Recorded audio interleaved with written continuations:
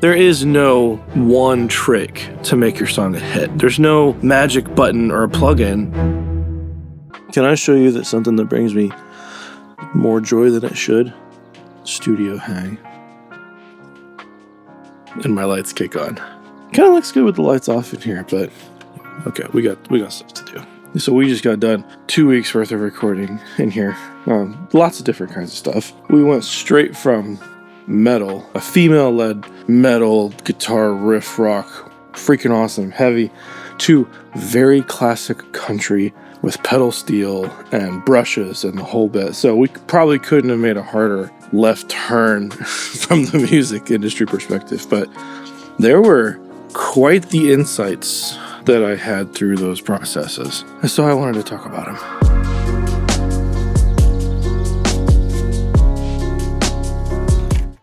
By the way, today's video is sponsored by me.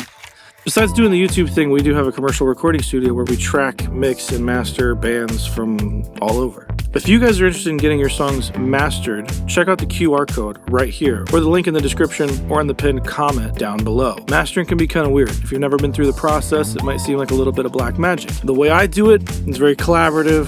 We talk back and forth about what can be done better with the mix, what you're hoping to accomplish, and how to get there. If you are interested in that, go check that out. I have a few gaps in the schedule, and I would love to start working on some of your guys' music. But move quick before the schedule ends up closing. Thank you guys so much for your support. Back to the video. By the way, check out the drum setup. The OC818s on toms, freaking monsters. And the guys from AEA turned me on to this. Using the N13 on hi-hat, by far the best hi-hat mic I've ever used. So working on these two different projects that were very different artists, very different end goals for what they want the project to be. But all in all, there were a whole lot of similarities, even having these hyper opposite genres. I don't know, there's a ton of crossover. I mean, there's obviously those weird animals like myself who will listen to just about anything, but even myself, it's not often I'm listening to like classic country, and you probably not either. These were the insights that we had going between those two sessions that hit hard with the mix side, and it'll make the job super easy, that have nothing to do with mixing. And anybody could do these things. Anybody. You don't need a big studio, you don't need the fancy gear, you don't need a whole lot. Maybe spending money in some areas that you didn't really anticipate are going to make the biggest difference for things. One, if you have never done it, I highly recommend hiring studio players. And if you can swing it, have them record at the same time. You don't need to go as big as I go. My gosh, I think we had 20 mics on the drums, including like 3 different sets of stereo ribbon mics. So like, calm down. That's part of doing like custom client stuff when you're not exactly sure what kind of tones you want on the drums, and doing like pretty stuff like just having one specific mic for ride bell, whatever. You don't have to go that big all the time. Players were the turning point for me, where I realized I didn't have to do everything, and I realized I shouldn't do everything because my attention gets pulled in too many different spots. I'm not honing into the vision of the project. Having players gives you so many things. One, it lets you kind of borrow their expertise in any given genre for any amount of time. In my case, it was having 2 players that were over 50. One was over 70 for sure. And that's just an immense amount of experience and chops. Getting to pick their brains about things was worth its weight in gold. Anytime you have players in the room, collaboration is something that, if you've never experienced it in the studio to that level, collaborating with people that think on an arrangement basis, like, that is all that matters. The arrangement is the only thing that matters to them, because they're confident in their instrument, they're confident in their hands, they're confident in their playing. They're not thinking about that stuff. It's literally just about making the song as good as it can be right now. And when that is their only focus, it's kind of amazing what can happen between all of these individuals talking and working towards a common goal. Let's run down. Besides studio players, honing in on the tones. Not having this mindset that I'm going to fix it on the back end. There are things you can do on the back end, and I'm not going to discount mixing and mastering at all. That's most of my income is in that area. But when you really want to figure something out and you want to pull out the best performance for your player, because that's all that matters is the performance. If the tones are great, if the snare sounds like the greatest snare in history on a crappy song, it is not going to matter. The song and the performance and the storytelling. And if all of these things are working together and it sounds good to the artists as they're singing and as everybody is playing and vibing off each other in the room, that's when magic happens, man. That's when cool stuff happens. So leaning into finding those tones as early as possible will help you like crazy. So that means instrument maintenance. That means making sure things are tuned, not rushing somebody through like the tuning process, because my gosh, tuning is one of the most overlooked things. And if you're a guitar player in the studio, you're going to be spending more time tuning than you are recording, guaranteed, but that's just how it goes. Unless Evertune, you want to send me a guitar. I wouldn't say no. Spend the time getting the song right. This is where having like other inputs can make this process go a little faster, because you're leaning on so many other like musical tastes and everybody's working together for a common goal. But spend the time to make sure the arrangement is right. Spend the time to make sure the lyrics are telling a good story. And a lot of times your artist is going to do those two things for you right off the bat. Great. Spend the time in the studio to make sure, or during pre-production, that the key is correct. The key for the singer, because they sound different, even a half step up or down. How they approach a bridge, for example, or that high note on the chorus, even just if it's not even mechanically different in how they're doing it, the confidence that they have into their head as they go into it will create a different performance. All these things relate back to the performance. There are definitely some times where your singer can't physically sing in a certain key, and you'll find that out pretty quick, and that'll be obvious. That's not necessarily what I'm talking about.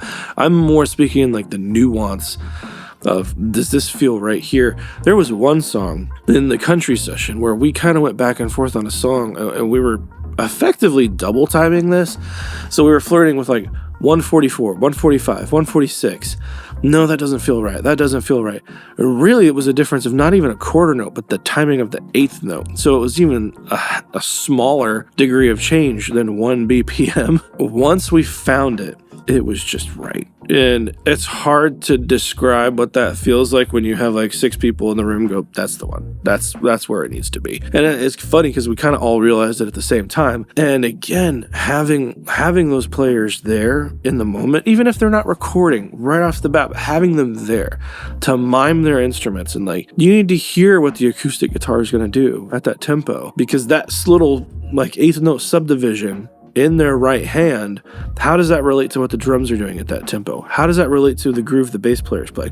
All of these things work together. Be picky about the parts, but don't kill the performance. There's a line to be righted. There's a line. This is hard to vocalize, and I'm not going to try to say like I'm smarter than anybody in the room. Actually, quite the opposite. I'm hiring players because they're way better than me. But there are times where you, as the producer, main contact of the artist, like you see the vision that they're trying to see, hopefully, and maybe something someone is playing is not in the vein of where you want to go, and you have to ride the line of telling them, yeah, dude, that's awesome, let's try this. And there's ways to talk to people. And we did that for 3 days in the studio with no issues. Like, if a pro is a pro, they will play what you want them to play. The trick is to keep them emotionally invested in the project without burning them out and asking them to do things differently than their initial instincts would have happened.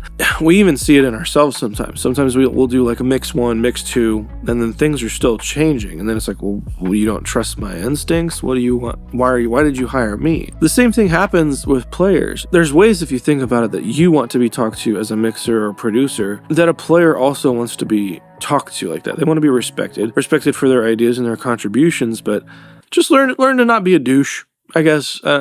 I don't want to get too wordy here.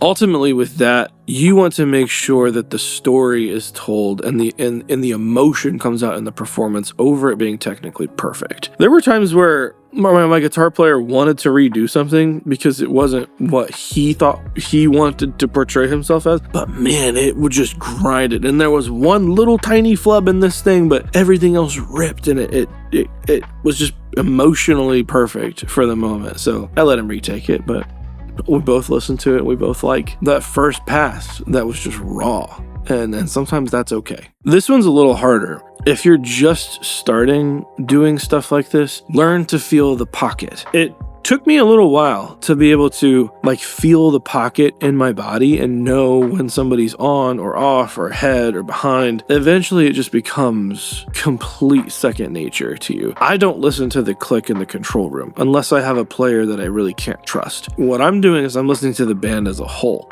I don't care if they're on the metronome. I care if they pocket with each other. If they are relating to each other in a tempo based on tempo, not necessarily locked to a tempo, because there are certain instruments that you want ahead or behind. Steel sounds weird if the accent is exactly where it needs to be. It almost has to float either ahead or back for steel to stand out because it's not a transient heavy instrument. Acoustic guitar can control total emotion, whether they are on the forward part of the beat or the back part of the beat. And all that has to do with that right hand picking. Bass, how they're pocketing when they hit the string.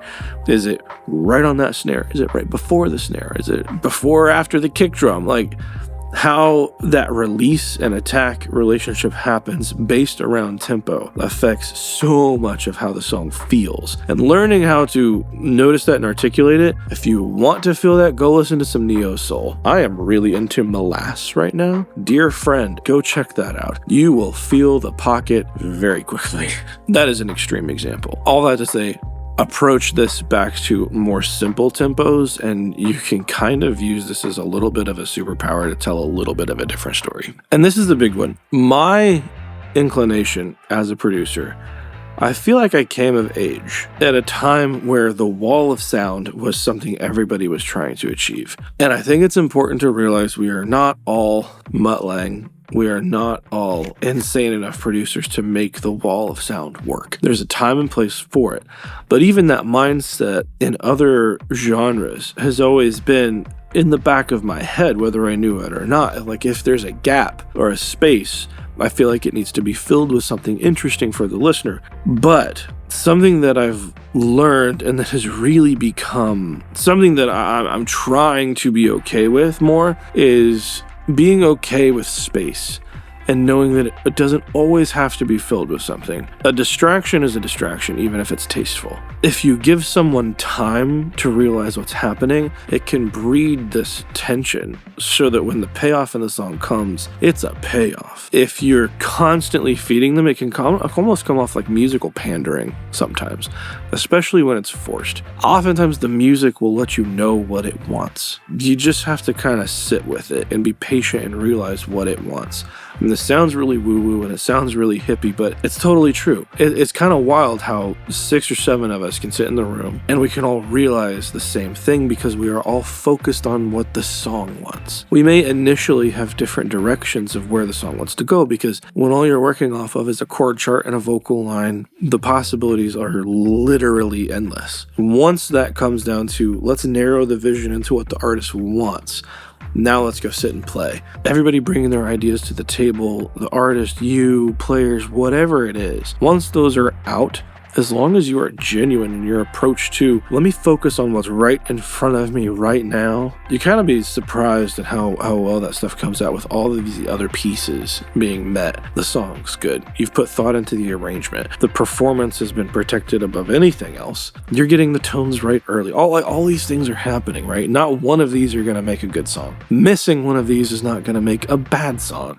Having all of these things in kind of your back pocket to pull from, slowly massaging things down, that's when the magic really happens. There is no one trick to make your song a hit. There's no magic button or a plugin to make your snare sound great.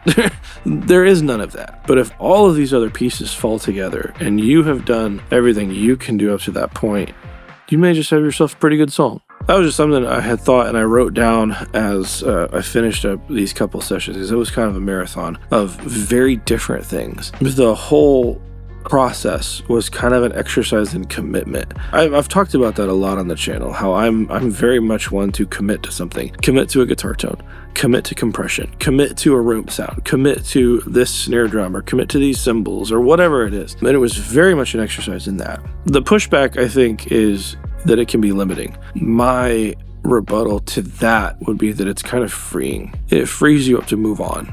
And if you trust your gut instinct that it's right, and you won't always be, but if you kind of go through that, it is very freeing in what you can find musically on the other side of that. So anyway, guys, I'm Resident Loser Jeremy. I'll see you in the next one. If you want to go see how players interact with each other, go check out one of these videos down there. Be a fly on the wall for a session. Love you guys. Bye.